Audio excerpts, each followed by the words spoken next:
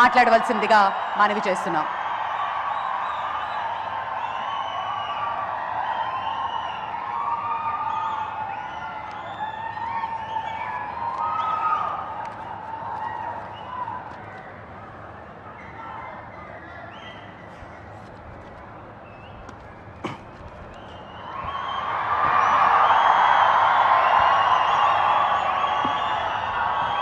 ఒక సదుద్దేశం, ఒక సదాశయం లేకుండా ఒకరు కన్యాకుమారి నుంచి కశ్మీర్ వరకు నడిచిన అది ఒక నిరర్ధకమైన నడకగా చరిత్రలో మిగిలిపోతుంది.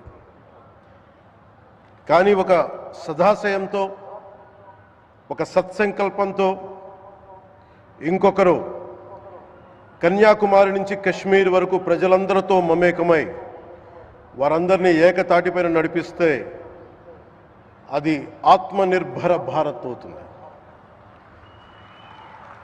అదే కన్యాకుమారి నుంచి కశ్మీర్ వరకు ప్రజలకి వారి పరిసరాల శుభ్రత యొక్క బాధ్యతను తెలియజేస్తే అది స్వచ్ఛ భారత్ అవుతుంది.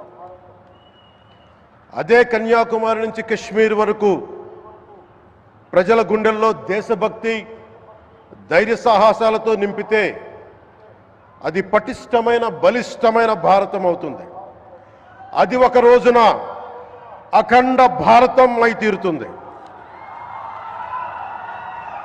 ఒక బలమైన భారత్ కోసం, ఒక దృఢమైన దేశం కోసం, జగత్తంతా వసుదైక కుటుంబం అనే భావన కోసం 4.5 దశాబ్దాలుగా పరిశ్రమిస్తూ ఆ దారిలో ఎదుర్కొన్న ప్రతి పరాజయాన్ని, పడ్డ ప్రతి అవమానాన్ని నవ్వుతూ స్వీకరిస్తూ వాటినే విజయాలకి ఇంధనంగా వాడుకుంటూ దేశాన్ని అభివృద్ధి పథంలో నడిపిస్తూ భారతదేశాన్ని ప్రపంచంలోనే 3వ బలమైన ఆర్థిక వ్యవస్థగా తీర్చిదిద్దేలా నడిపిస్తున్న మన ప్రియతమ ప్రధాని, మన గౌరవ ప్రధాని శ్రీ నరేంద్ర మోదీ గారికి నా తరపున 5 కోట్ల మంది ఆంధ్రప్రదేశ్ ప్రజల తరపున నా హృదయపూర్వక నమస్కారాలు.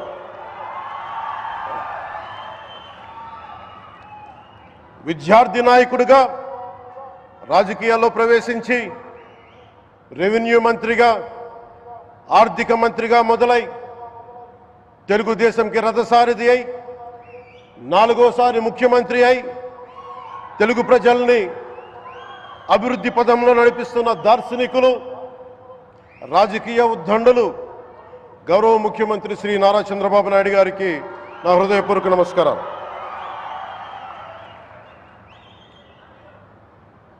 తోటి మంత్రివర్గ సహచరులైన ప్రతి ఒక్కరికి, నారా లోకేష్ గారికి, ఎన్డీఏ కూటమి శాసనసభ్యులకి, నాయకులకి, బీజేపీ నాయకులందరికీ పేరు పేరున నా నమస్కారాలు. కార్యకర్తలకి నా హృదయపూర్వక నమస్కారాలు. బీజేపీ నాయకురాలు శ్రీమతి పురంధేశ్వరి గారికి నా హృదయపూర్వక నమస్కారాలు.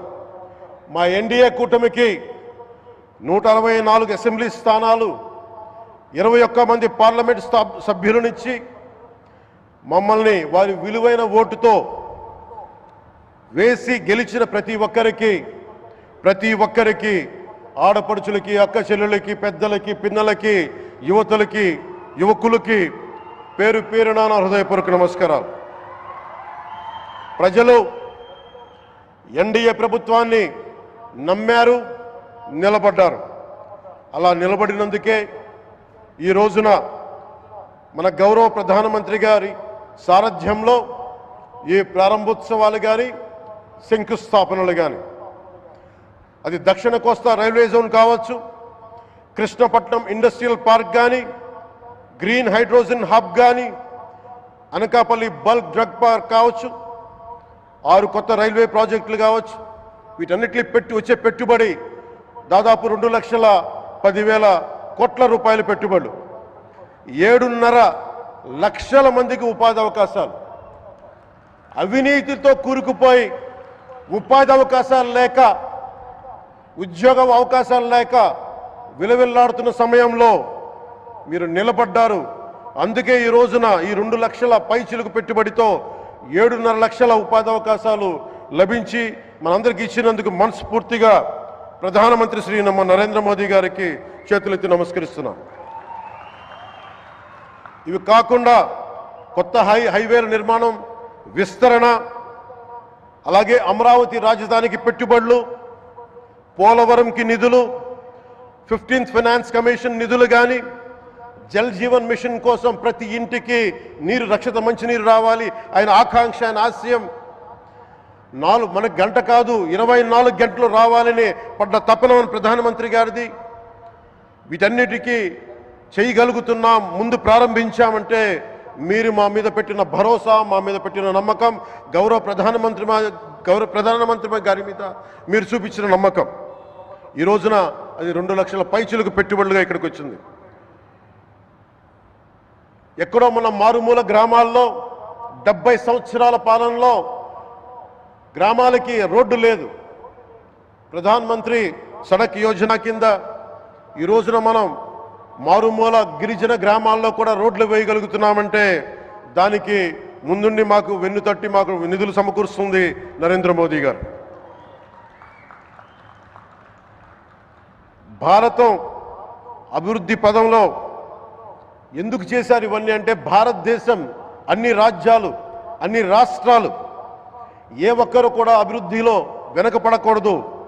అది మనకి తెలంగాణ కావచ్చు, ఆంధ్రప్రదేశ్ కావచ్చు, ఆంధ్రప్రదేశ్లోని ఉత్తరాంధ్ర, రాయలసీమ, మనకి కోస్తాంధ్ర కావచ్చు, ఎక్కడా కూడా ఏ ప్రాంతం కూడా వెనుకపడకూడదు. అభివృద్ధిలో అందరికీ సమాన వాటా ఉండాలని చెప్పే ఈరోజు ఇన్ని పెట్టుబడులు. ఈ మోదీ గారి సంకల్పానికి, సహకారానికి, ఆయన గైడెన్స్కి మనస్ఫూర్తిగా నా కృతజ్ఞతలు.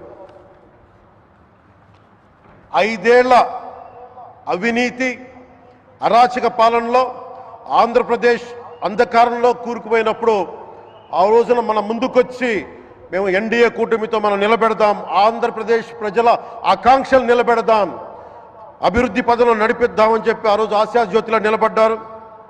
అసలు అభివృద్ధికి ఆస్కారమే లేదు ఆంధ్రాకి అనే స్థితి నుంచి అభివృద్ధి అంటే ఆంధ్రానే అని చెప్పుకునేలా గౌరవ ముఖ్యమంత్రి గారి నాయకత్వం, చంద్రబాబు గారి నాయకత్వంలో, ప్రధానమంత్రి గారి నిర్దేశకత్వంలో, వారి సూచనలతో, సహకారంతో కేబినెట్ కానీ, మంత్రివర్గ సహచరులు కానీ, ఎన్డీఏ కూటమి ఎమ్మెల్యేలు కానీ, మేమందరం కార్యకర్తలు అందరం కష్టపడతాం. అహిర్నిశలు రేయం భవళ్ళు కష్టపడతాం. దేశ ప్రగతిలో భాగస్వామ్యులు అవుతాం.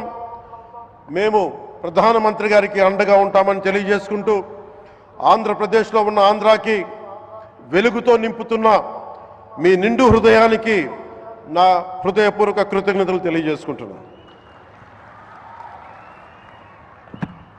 మరోమారు మీ అందరికీ ధన్యవాదాలు తెలుపుకుంటూ, నమ్మకం పెట్టారు. మీరు పెట్టిన నమ్మకానికి ఈ రోజున 2 లక్షల పైచిలకు పెట్టుబడులు తీసుకొచ్చారు. ప్రధానమంత్రి గారు ఉండటం వల్ల, సమర్థవంతులైన చంద్రబాబు గారు ఉండటం వల్ల మేమందరం నేర్చుకోవడానికి, పనిచేయడానికి సంసిద్ధంగా ఉన్నాం. సో మీరందరూ ఇదే సహకారం ఇవ్వాలని మనస్ఫూర్తిగా కోరుకుంటూ